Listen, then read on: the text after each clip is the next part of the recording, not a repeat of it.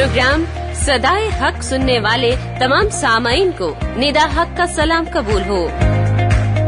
दोस्तों, ये बात तो आपको मालूम ही है कि इस प्रोग्राम में हम आपके उन सवालात को शामिल करते हैं जो मसीहियत से मुताल्लिक होते हैं। इस प्रोग्राम को पेश करने का हमारा मकसद सिर्फ ये है कि जनाब मसीह और मसीहियत के मुताल्लिक आपके दिलो दिमाग में किसी भी तरह की गलत फहमी हो तो उसे दूर किया जाए। और इस गलत फहमी को दूर करने के लिए हमारे माहिर इल्मे इलाहियात मोहतरम जनाब खलील हबीब साहिब हमारी मदद और रहनुमाई करते हैं, जो आज भी हमारे स्टूडियो में तशरीफ फरमा है आपके सवालों के जवाबात के साथ। तो आज के प्रोग्राम के लिए हम जनाब मोहतरम खलील हबीब साहिब को खुशामदीद कहते हैं। तो चलिए सामीन, हम अपने प्रोग्राम का आगाज इस सवाल से करते हैं। ये सवाल हमसे हैदराबाद से इब्राहिम हुसैन ने पूछा है। वो पूछते हैं कि क्या मसीहियत में जागीरदाराना निजाम की गुंजाइश है? मोहतरम, मसीहियत में किसी भी जागीरदाराना निजाम की गुंजाइश मौजूद नहीं, और उसकी बुनियादी वजह यह है कि सैयदना मसीह सलामु अलैना कोई जागीरदार नहीं थे। आपके सहाबा कराम जागीरदार नहीं थे, बल्कि अगर आप तारीख का मुताला करें तो आपको मालूम होता है कि अंबिया कराम में से कोई भी जागीरदार नहीं था। जागीरदाराना निजाम या फ्यूडल सिस्टम में होता यह है कि कुछ लोग ज़राए पैदावार पे काबिज हो जाते हैं, जमीन पे काबिज हो गए। अब जमीन उनकी है, उस पे खेती बाड़ी खुद नहीं करते, वो मुजारिईन से करवाते हैं, उनको बीज फराहम करते हैं, सारी मेहनत मजदूरी मुजारिईन करते हैं। जागीरदार आराम से बैठा रहता है और उसको उसके बाद पूरी फसल मिल जाती है। अब वो उस पे काबिज है, जिसको चाहे दे और जिसे चाहे न दे। क्योंकि वसाइल पैदावार पे उसका कब्जा होता है, इसलिए वो मुआशरे के अंदर गुर्बत पैदा करने का बहुत बड़ा किरदार अदा करता है। वो जब चाहे गल्ला रोक ले और लोगों को भूखा मार दे, और जब चाहे उसके बाद गल्ला बड़ी कीमत के ऊपर बाजार में बेचे और मुनाफा कमाए।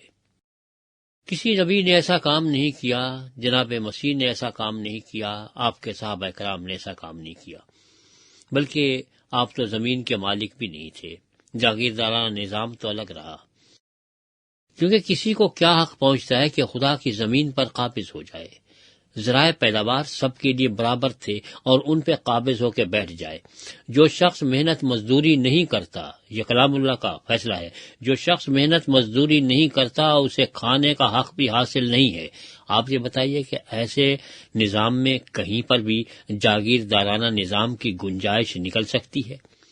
जागीरदाराना निजाम की तो बुनियाद ये है कि आप कुछ ना करें, हराम की खाएं, मेहनत दूसरे करेंगे और आप बैठे रहें, और वो जो मेहनत करने वाले हैं उनको कमी कमीन कहते रहें कि वो मुआशरे का बदतरीन तबका है, जो कमाते हैं, जो मेहनत मजदूरी करते हैं, जो हल चलाते हैं, जो बीज बोते हैं, जो फसल काटते हैं, जो अनाज पैदा करते हैं, वो तो है कमतरीन तबका।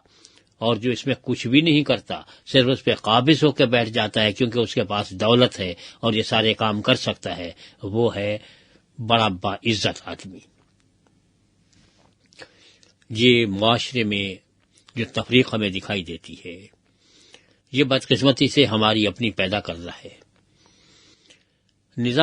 ये ऐसा निजाम कहीं ऊपर से नहीं आता, न सरमायादाराना निजाम खुदा की तरफ से आता है, न जागीरदाराना निजाम खुदा की तरफ से आता है।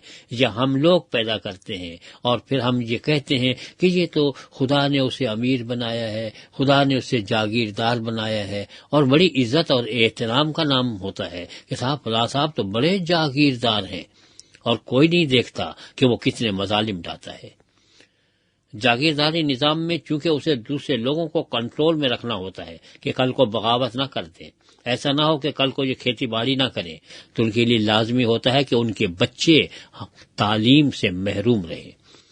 کیونکہ اگر وہ تعلیم حاصل کریں گے تو کل کو ان کو یہ احساس ہو جائے گا کہ ہم اور یہ تو برابر ہیں، خدا نے تو یہ ناانصافی نہیں کی تھی، یہ ناانصافی اس کی ہے، ہمارے خلاف اٹھ کھڑے ہوں گے۔ اس لیے آپ دیکھیں گے کہ جاگیردارانہ نظام میں اسکول قائم نہیں ہو سکتا۔ جو اسکول بنانے کی کوشش کرے گا اس کی ٹانگیں توڑ دی جائیں گی، اساتذہ کو اغوا کر لیا جاتا ہے۔ کاغذ پہ اسکول ہوتے ہیں، حقیقت نہیں ہوتے۔ کاغذ پر اس لیے ہوتے ہیں کہ دکھایا جا سکے حکومت کو کہ ہم بھی تعلیم کے حامی ہیں۔ جاگیردارانہ نظام کا آدمی اپنے بچوں کو پڑھنے کے لیے یورپ اور امریکہ میں بھیجے گا، لیکن دوسرے کے بچے کو اس چھوٹے سے اسکول میں بھی بھیجنے کے لیے تیار نہیں ہوتا جو اس کے محلے میں ہو، بلکہ ایسا اسکول قائم ہی نہیں ہونے دیتا۔ اس جاگیردارانہ نظام میں ہوتا یہ ہے کہ نہ صرف لوگ تعلیم سے محروم رہ جاتے ہیں بلکہ اپنے حقوق سے بھی۔ پھر وہ بس قانے بتقدیر ہو کے بیٹھ جاتے ہیں کہ ہماری قسمت میں یہی لکھا ہے۔ یہ تو صاحب جاگیردار صاحب ہے۔ آپ جاگیردار صاحب کے ساتھ ایک میز نہیں، ایک کرسی نہیں، ایک بستر پر، ایک چارپائی پر نہیں بیٹھ سکتے۔ آپ کو زمین پہ بیٹھنا ہوتا ہے۔ اگر کوئی ایسی جرات اور جسارت کر لے کہ ان کے ساتھ بیٹھ جائے تو اس پہ کتے چھوڑ دیے جاتے ہیں۔ جاگیرداروں کی اپنی جیلیں ہوتی ہیں جن میں مظالم ڈھائے جاتے ہیں تاکہ کل کو کچھ سر نہ اٹھا سکے۔ جاگیردارانہ نظام میں کسی عورت کی عزت محفوظ نہیں ہوتی، کیونکہ جاگیردار صاحب کو جو بھی عورت، جو بھی لڑکی پسند آ جائے وہ ان کی ہوتی ہے۔ بلکہ بعض جگہ پر تو ایسا بھی ہے کہ شادی کسی کی ہوتی ہے لیکن پہلی رات اس کی دلہن جا کے جاگیردار صاحب کے ساتھ گزارتی ہے۔ کلام اللہ اس قسم کی ظالمانہ نظام کی کوئی حمایت نہیں کرتا۔ اس کی اجازت دینا تو درکنار رہا، وہ اس کو برداشت کرنے کے لیے تیار نہیں ہے، کیونکہ اس کے حال انسان کی عزت، مال اور اس کی جان محفوظ ہونے چاہیے، اور یہ تینوں چیزیں جاگیردارانہ نظام میں محفوظ نہیں ہوتی۔ جان بھی محفوظ نہیں ہوتی، آپ ذرا زبان کھولیے دوسرے دن آپ دکھائی نہیں دیں گے۔ آپ کی عزت بھی محفوظ نہیں ہوتی، لڑکیاں اٹھا لی جاتی ہیں اور کوئی پوچھنے والا نہیں ہوتا۔ مال بھی محفوظ نہیں ہوتا، اس لیے کہ مال ہوتا ہی نہیں تو محفوظ کہاں سے ہوگا؟ مال تو سارا جاگیردار صاحب کے پاس ہوتا ہے، غریب آدمی کے پاس تو ہوتا نہیں ہے، وہ تو بیچارہ 2 وقت کی روٹی کو ترستا ہے۔ یہ نظام ظالمانہ نظام ہے، یہ کتاب کا نظام نہیں ہے، یہ خدا کا نظام نہیں ہے، یہ عادلانہ نظام نہیں ہے۔ اس نظام کو جتنا جلدی ختم کیا جائے اتنا بہتر ہے۔ کسی نے یہ حق دے دیا چند لوگوں کو کہ وہ اپنے پاس یہ وسائل پیداوار لے کے بیٹھ جائیں اور دوسرے لوگوں کو اپنا محتاج بنا لیں۔ یہ لوگوں کو محتاج بنانے کا اور ذلیل کرنے کا نظام ہے۔ یہ پیسے والوں کا نظام ہے، غریبوں کا نظام نہیں ہے۔ غریبوں کو پیسا جاتا ہے، ان پہ ظلم ڈھائے جاتے ہیں، ان کی عزتیں لوٹی جاتی ہیں، ان کو جوتے لگائے جاتے ہیں۔ ذرا آپ بات تو کر کے دیکھیے، آپ اس کے سامنے سر اونچا کر کے نہیں پھر سکتے، سفید کپڑے نہیں پہن کے پھر سکتے۔ جاگیردار صاحب کو یہ بہت برا لگتا ہے، جتنا آپ کے کپڑوں سے زیادہ بو آئے گی اتنا ہی جاگیردار صاحب خوش ہوں گے، اور جس دن آپ کے کپڑے سفید ہو گئے اس دن وہ آپ کے خون سے ان کو رنگ دیں گے، کیونکہ ان سے سفید رنگ برداشت نہیں ہوتا کہ کسی کے جسم پر سفید کپڑے دیکھ سکیں۔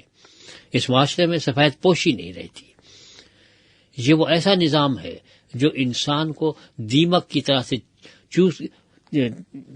جو انسانیت کو دیمک کی طرح لگ جاتا ہے اور اس کو چاٹ کے رکھ دیتا ہے۔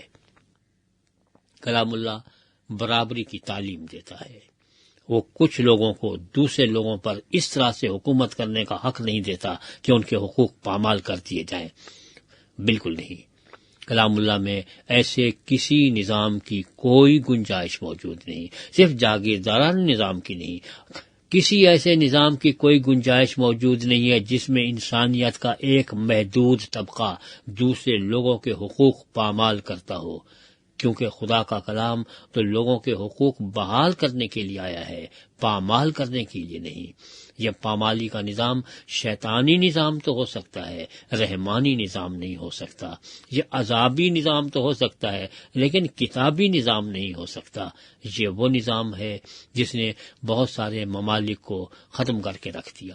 کچھ ممالک نے جب ان میں تعلیم عام ہوئی تو اس کے خلاف احتجاج ہوا اور وہاں پہ یہ نظام ختم ہو گئے، لیکن بدقسمتی سے ہمارے ہاں یہ صدیوں سے رائج نظام آج بھی اتنا ہی مضبوط ہے جتنا پہلے مضبوط تھا۔ اب بھی وہی جاگیردار سامنے آئے گا، وہی الیکشن جیتے گا، وہی ہمارے سر پر بیٹھے گا۔ غریب آدمی نہ آگے آ سکتا ہے، نہ اس کو کبھی برداشت کیا جا سکتا ہے۔ ہمیں یہ نظام بدلنا ہوگا، کیونکہ کسی نہ کسی دن ہمیں خدا کو یہ جواب دینا ہے کہ ایسا نظام رائج تھا جس میں انسانوں کے حقوق پامال ہوتے تھے، ان کی جان مال اور عزت محفوظ نہیں تھے، تم اس وقت کہاں تھے؟ ہم کیا جواب دیں گے؟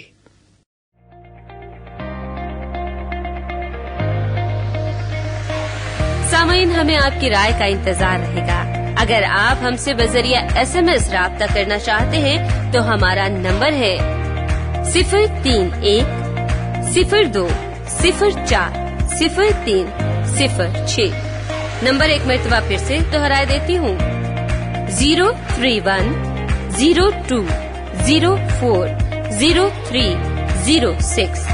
اس نمبر پر آپ ہمیں اپنا SMS بھیج سکتے ہیں۔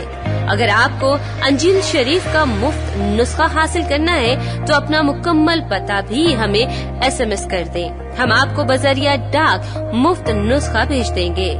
اس کے علاوہ آپ ہماری ویب سائٹ پر جا کر کسی بھی وقت ہمارے سارے پروگرام سن سکتے ہیں۔ ہماری ویب سائٹ کا پتہ ہے www.sadaiHaq.com۔ ایک مرتبہ پھر سے بتا دیتی ہوں، ہماری ویب سائٹ کا پتہ ہے www.sadaiHaq.com۔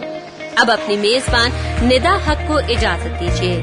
انشاءاللہ اگلی دفعہ ایک نئے سوال اور اس کے جواب کے ساتھ آپ کی خدمت میں حاضر ہوں گے۔ خدا حافظ۔